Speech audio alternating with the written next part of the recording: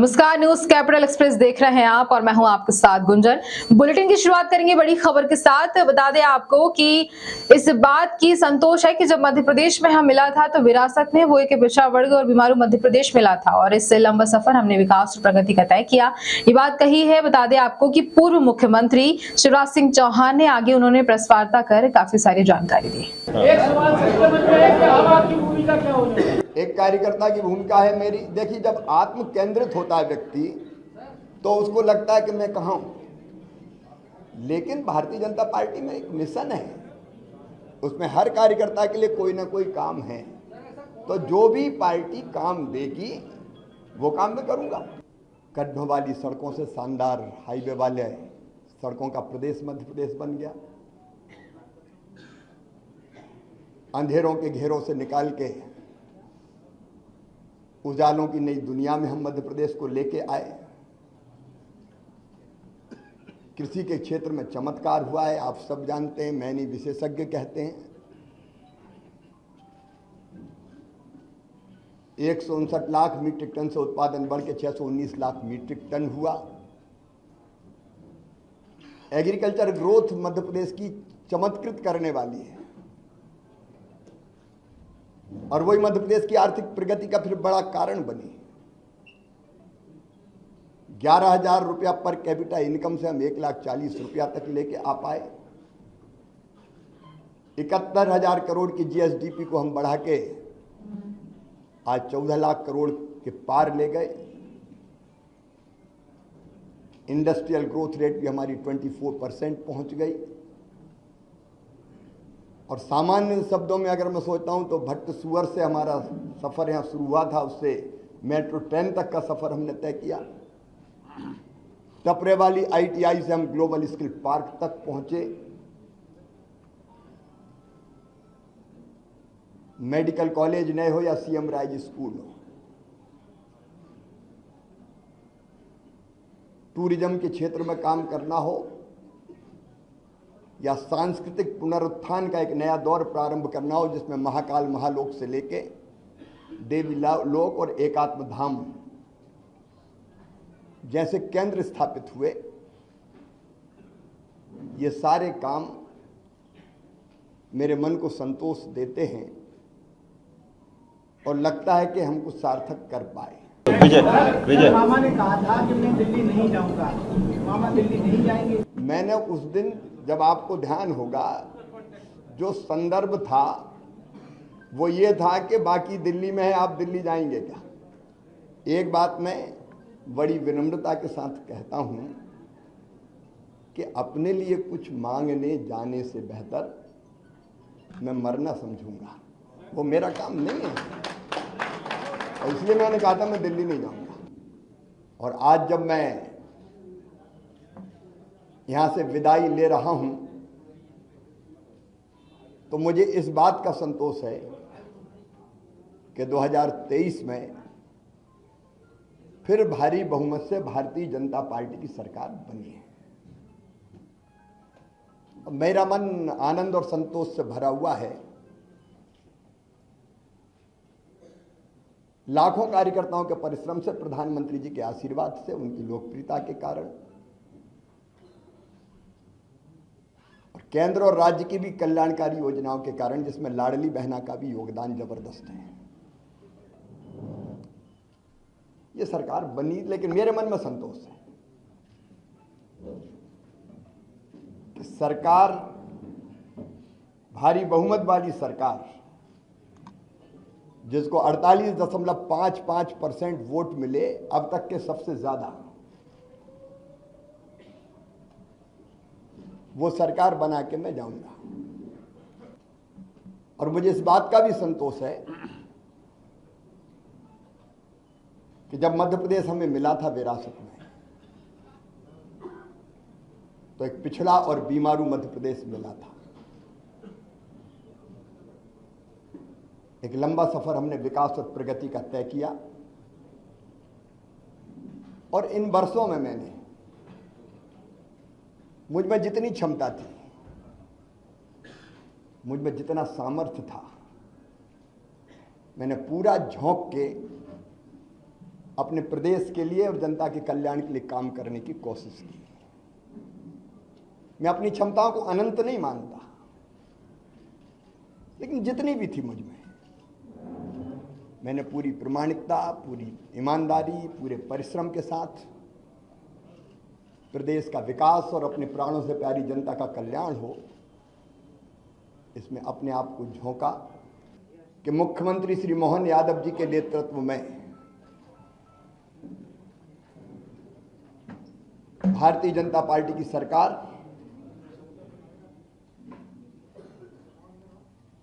जो तेजी से काम चल रहे हैं उनको पूरा करेगी, लोक कल्याणकारी योजनाओं को लागू करेगी और प्रगति और विकास की दृष्टि से मध्य प्रदेश नई ऊंचाइयां छुएगा। मैं सदैव उनको सहयोग करता रहूंगा।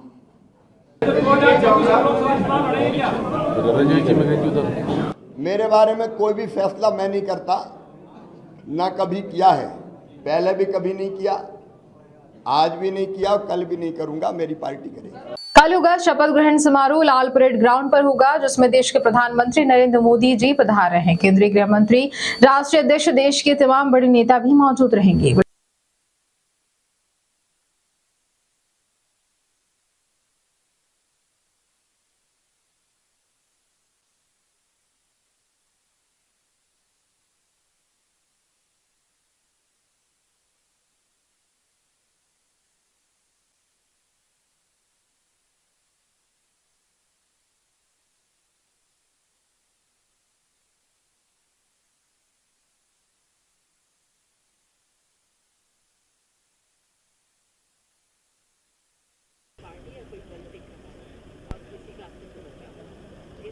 और इसकी खूबसूरती ये है जो आपने कल बैठकर निर्णय के रूप में देखा ना, डॉक्टर मोहन यादव जी एक सरल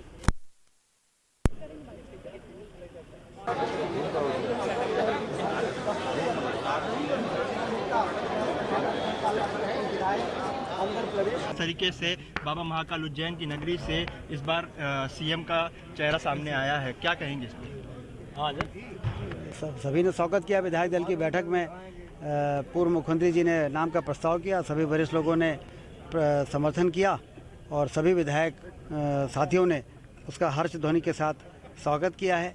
इसलिए अब डॉक्टर मोहन यादव जी के नेतृत्व में भारतीय जनता पार्टी की सरकार काम करेगी और उन सारे लक्ष्यों को प्राप्त करेगी जिन लक्ष्यों को प्राप्त करने के लिए विभिन्न योजनाएं केंद्र सरकार और राज्य सरकार के द्वारा चलाई जा रही है। समीकरण बैठाया गया था ब्राह्मण, ओबीसी और अन्य जाति को जो लोकसभा चुनाव होने उसके लिए भी, और जो जातिगत समीकरण की बात कांग्रेस करती आई जातिगत जनगणना की, उसका बीजेपी का जवाब है ये नहीं है। आप यदि इसका दूसरा पहलू देखें तो मोहन यादव जी लंबे समय से राजनीतिक कार्यकर्ता रहे हैं। विद्यार्थी परिषद से लेकर छात्र राजनीति से लगातार काम करते हुए फिर प्रशासनिक अनुभव भी उनको बहुत रहा।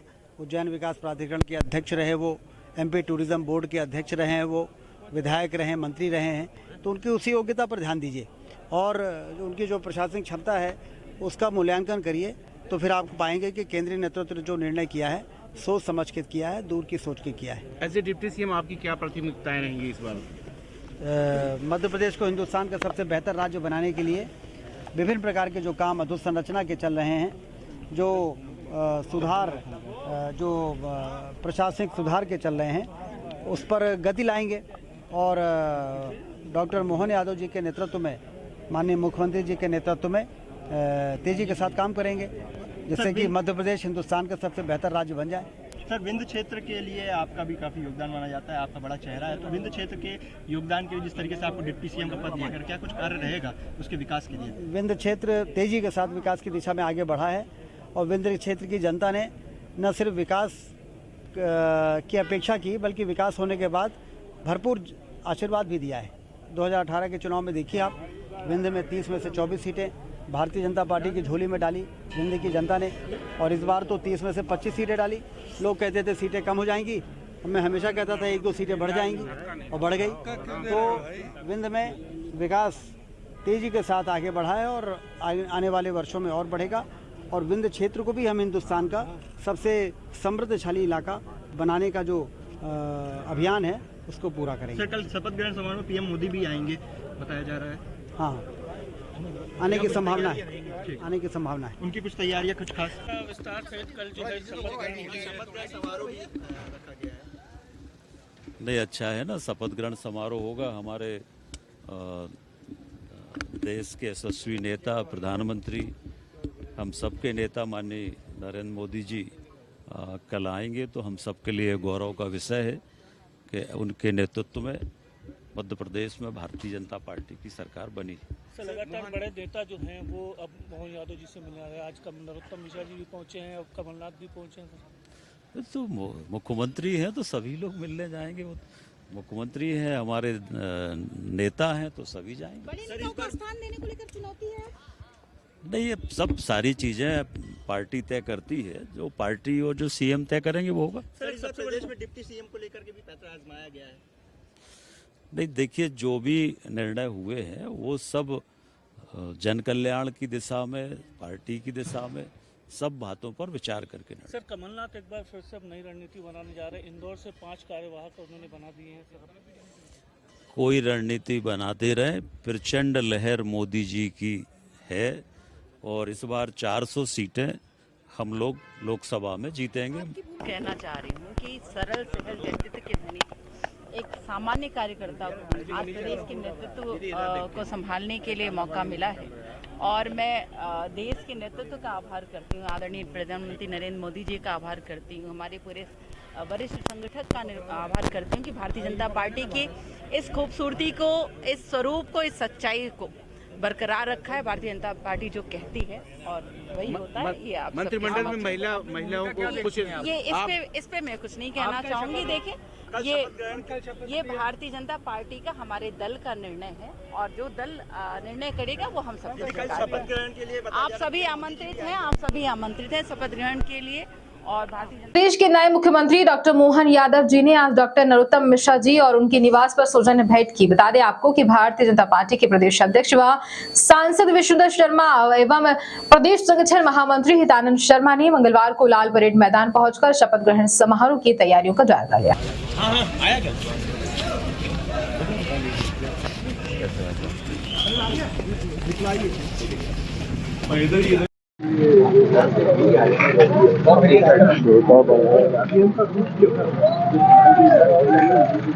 हम लोग मतलब चाह रहे हैं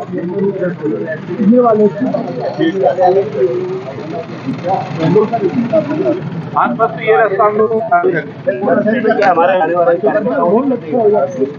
कलर से मिलता है क्या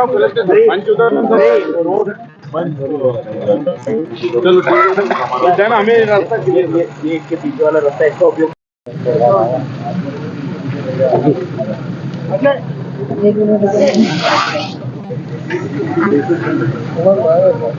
चलो मोबाइल आ रहा है यार।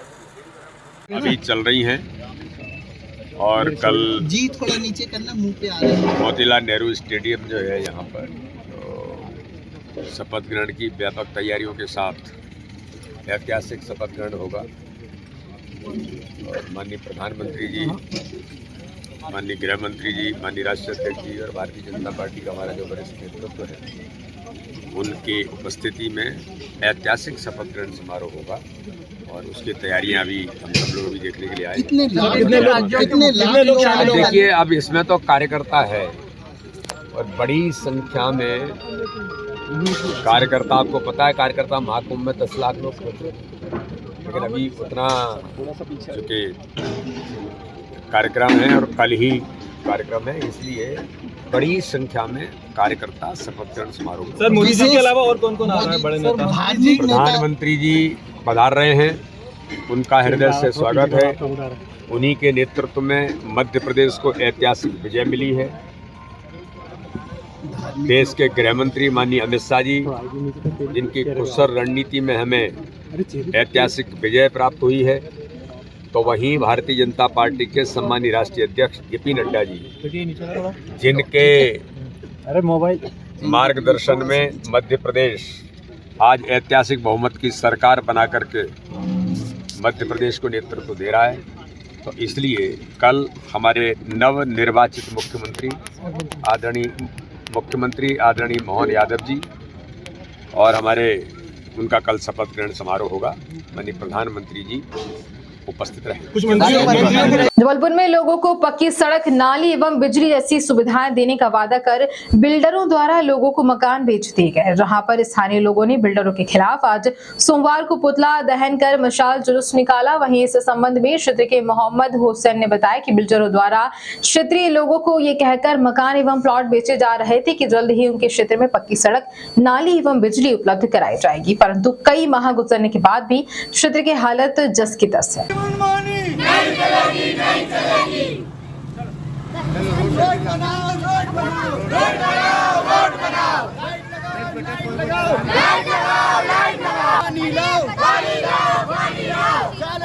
बिल्डर मुर्दाबाद, मुर्दाबाद, मुर्दाबाद। 40 फीट के बिल्डर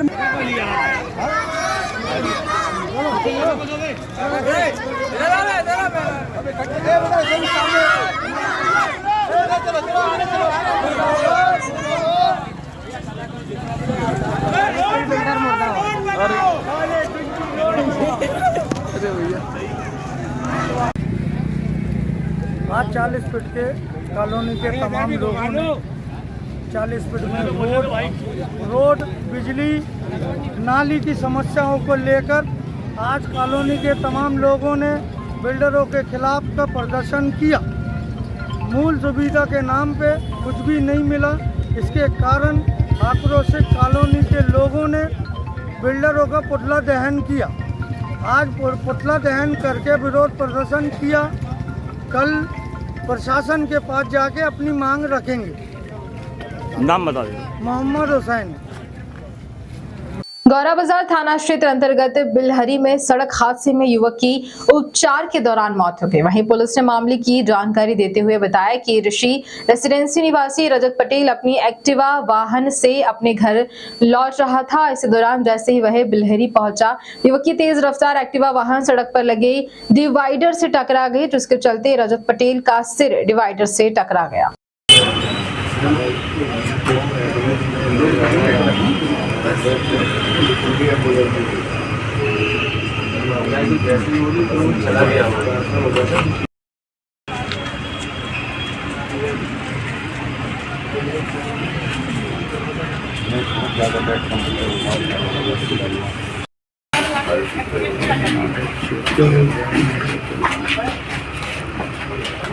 अरे मनोज भाई,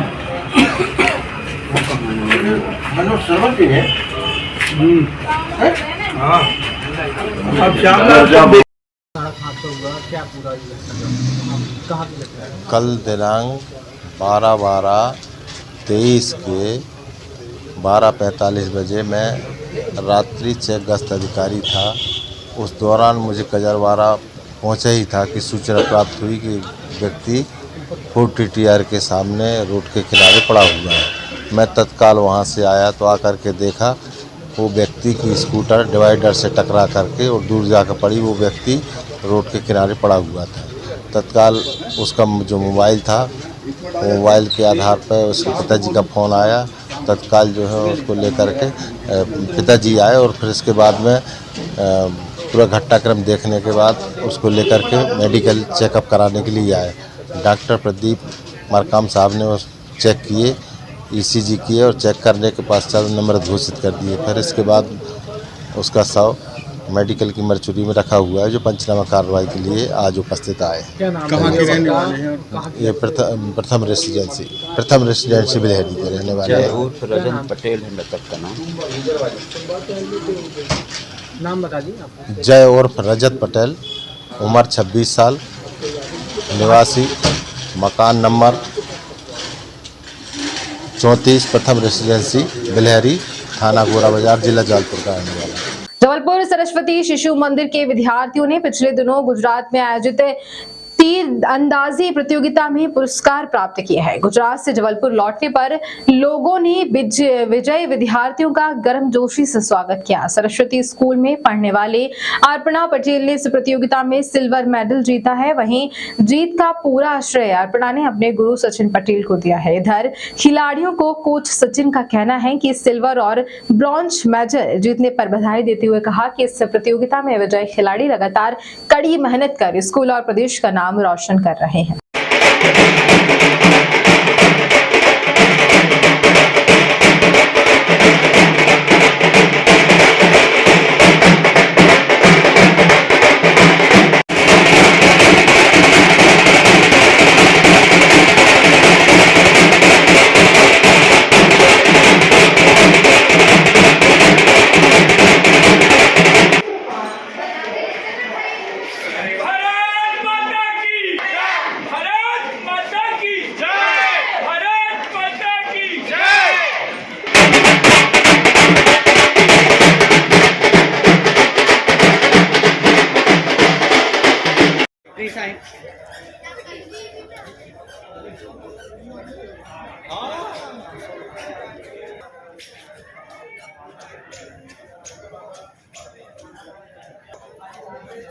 और बना ले रहा तो पढ़ाई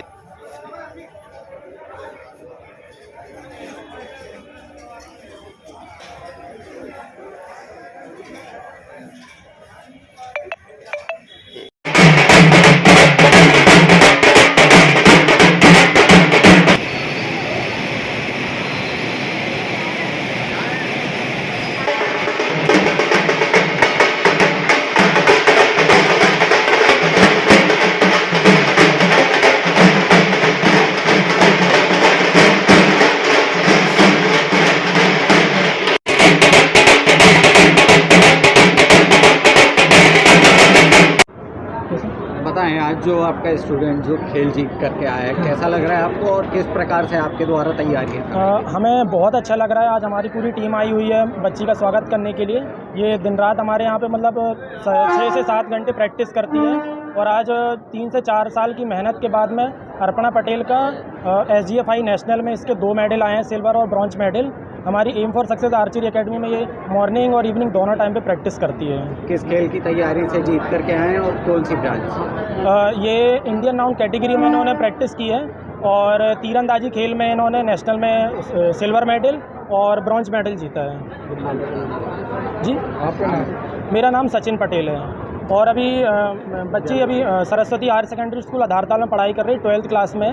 तो अपने खेल के साथ में अपनी 12th की तैयारी भी कर रही हैं, स्कूल भी कंटिन्यू जाती हैं और प्रैक्टिस में भी वो कंटिन्यू आती हैं यहाँ पे। आप कौन है? मैं इनका कोच हूँ, Sachin Patel. 67th school games आप अभी खेल करके आ रहे हैं, कहाँ से खेल करके आ रहे हैं और आपके खेलने को किस में आगे बढ़ा? गुजरात से खेल के आ रही हूँ। नडियाद में था मेरा टूर्नामेंट और मुझे सचिन सर सिखाते हैं। मैं 66 स्कूल गेम्स नेशनल SGFI से 30 मीटर में मेरा 3rd रैंक एंड ओवरऑल में मैं सिल्वर मेडलिस्ट।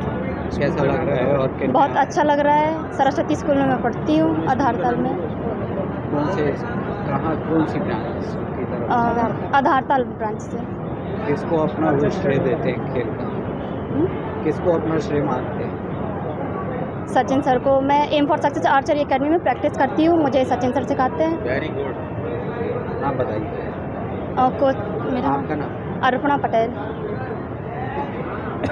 मध्य प्रदेश का नया मुख्यमंत्री मोहन यादव को बनाए जाने पर जबलपुर में भाजपा कार्यकर्ताओं में भारी उत्साह देखा गया। मोहन यादव को मुख्यमंत्री बनाए जाने की घोषणा होने के बाद रानीताल भाजपा कार्यालय पर भाजपा के नगरा अध्यक्ष प्रभात साहू और कार्यकर्ताओं ने जश्न मनाया और एक दूसरे को मिठाइयां खिलाई। भाजपा के लोगों का कहना है कि भाजपा केंद्रीय टीम ने मोहन यादव के नाम की घोषणा की है, जिससे भाजपा कार्यकर्ताओं में खुशी की लहर दौड़ जाएगी।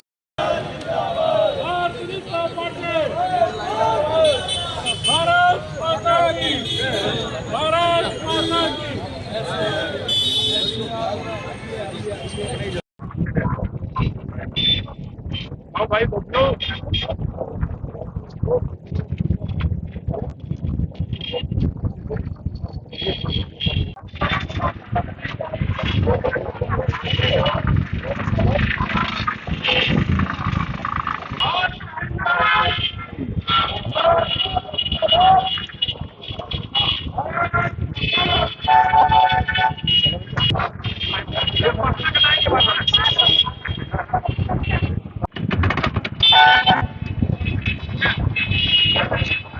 ये महंगाई का यहाँ पर चल रहा है।